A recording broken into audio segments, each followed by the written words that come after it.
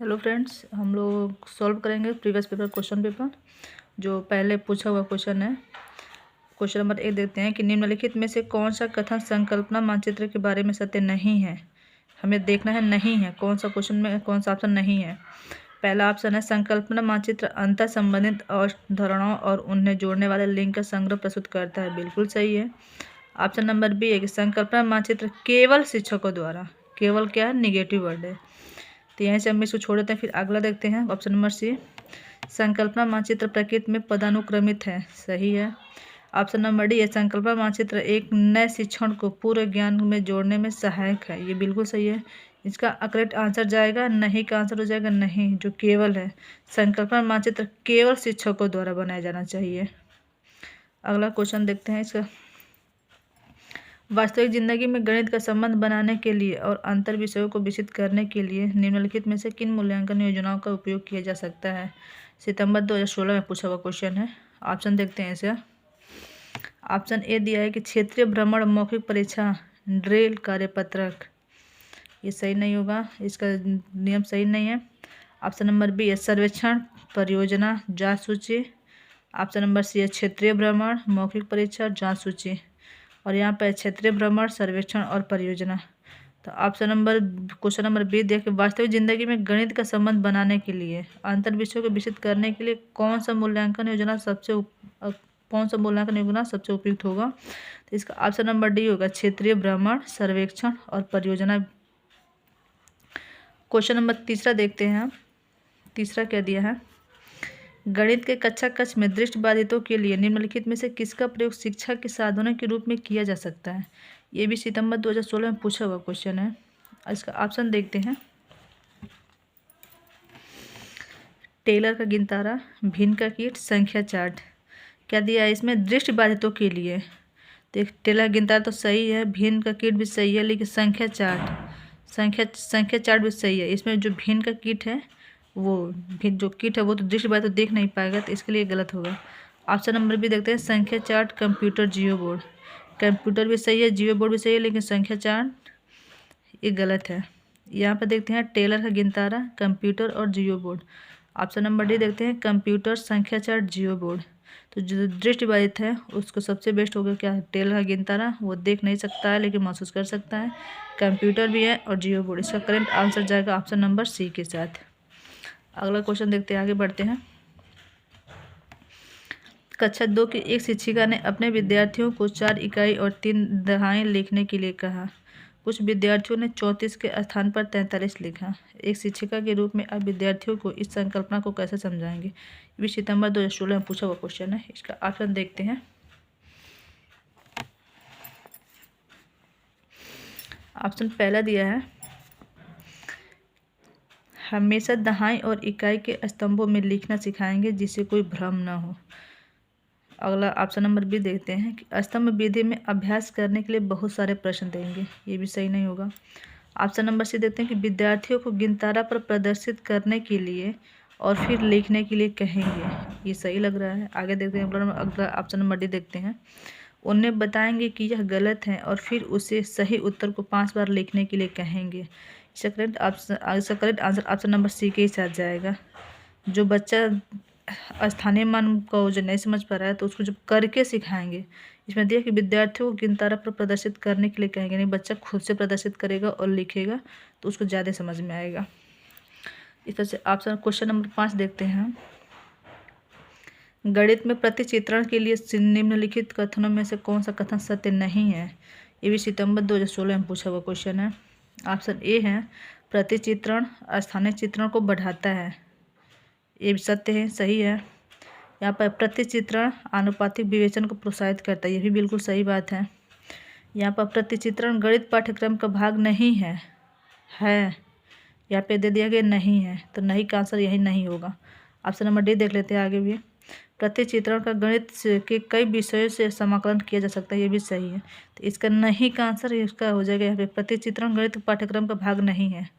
5 का option number C correct answer होगा। अगला क्वेश्चन देखते हैं। गणितीय खेल और पहेलियाँ मदद करते हैं, सितंबर 2016 में पूछा हुआ क्वेश्चन है।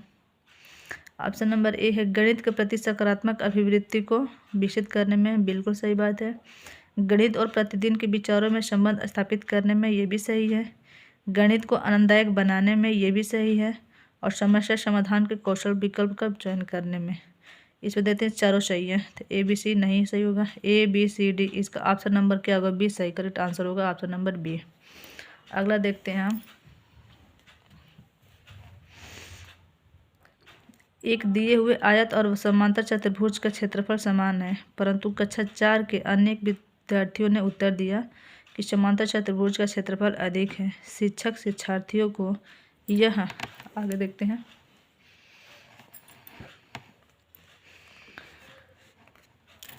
यह समझने में किस प्रकार सहायता कर सकता है कि दोनों के क्षेत्रफल समान है।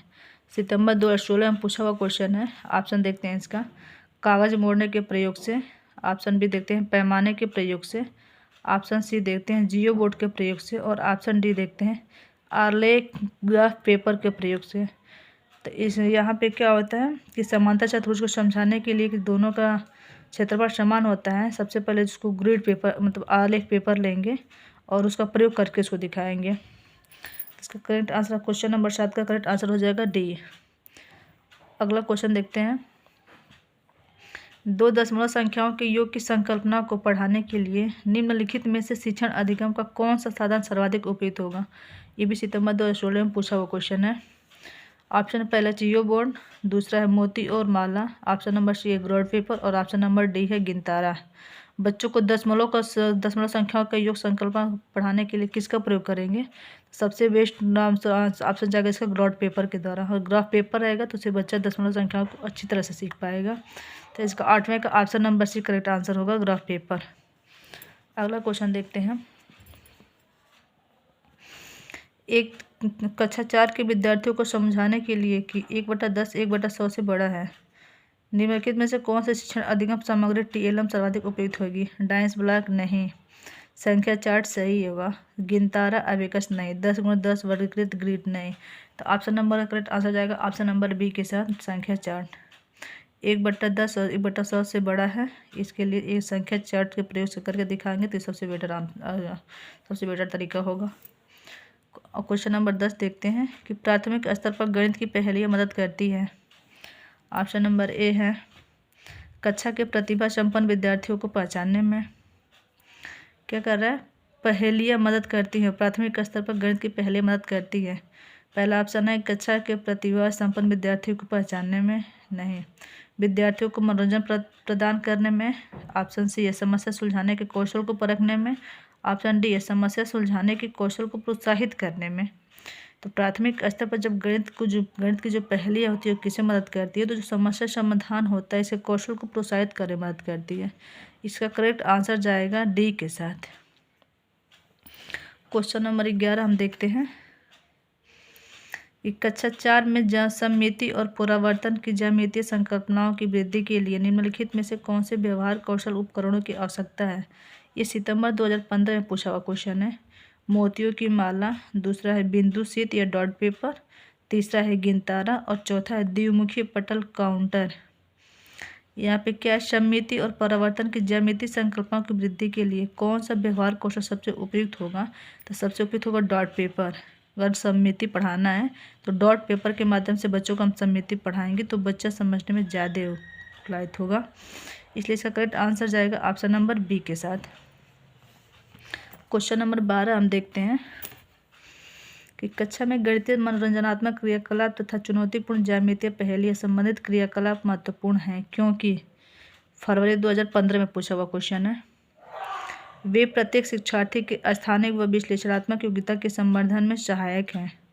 ऑप्शन नंबर बी होगा वे गणित में कम सफल विद्यार्थियों तथा मंद गति से सीखने वाले शिक्षार्थियों में रुचि उत्पन्न करने में सहायक होते हैं। ऑप्शन नंबर सी देखते हैं कि वे विद्यार्थियों को उनकी गणित कक्षा की एक रूपता तथा दैनिकचर्या के कारण होने वाली उब से बाहर लाते हैं। ऑप्शन नंबर डी होगा कि वे प्रतिभाशाली विद्यार्थियों को उचित औसत का प्रयोग करते हैं। यहाँ पे क्या कहा है, गणितीय मनोरंजनात्मक क्रियाकलाप तथा चुनौतीपूर्ण ज्यामितीय पहले संबंधित क्रियाकलाप महत्वपूर्ण है क्योंकि वे प्रत्येक शिक्षार्थी के स्थानिक व विशेषात्मक योग्यता के संवर्धन में सहायक है। समावेशी शिक्षा की बात किया तो इसका करेक्ट आंसर जाएगा ऑप्शन नंबर ए के साथ जाएगा। अगला क्वेश्चन देखते हैं, क्वेश्चन नंबर 13। एक अध्यापिका अपनी कक्षा में गुणा को बार बार किए जाने वाले जोड़ के रूप में बता रही है। उसके बाद समान संख्या की वस्तुओं का समूहन कर गुणा के रूप में बताती है। तत्पश्चात चिन्ह गुणा से परिचित कराती है तथा अंत में गुणनफल पता करने के लिए आड़ी तिरछी रेखा अथवा माचिस की तीलियों की सहायता से एक छोटा क्रियाकलाप कराती है। यह अध्यापिका कर रही है, क्या कर रही है? ये फरवरी 2015 में क्वेश्चन पूछा हुआ है। विभिन्न अधिगम शैलियों वाले शिक्षार्थियों का ध्यान रखना।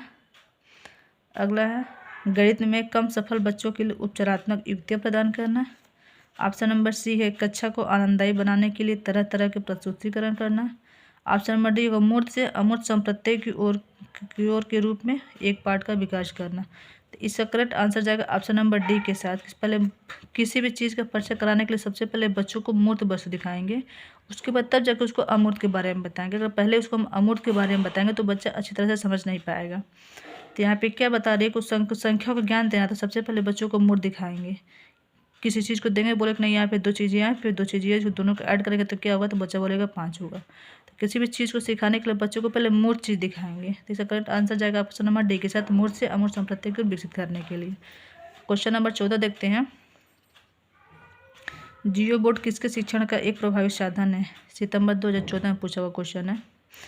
द्विबिम और त्रिबिम आकृतियों में अंतर करना। ऑप्शन नंबर बी होगा सममिति की अवधारणाएं। ऑप्शन नंबर सी होगा आधारभूत ज्यामितीय अवधारणाएं जैसे किरणें, रेखा और कोण।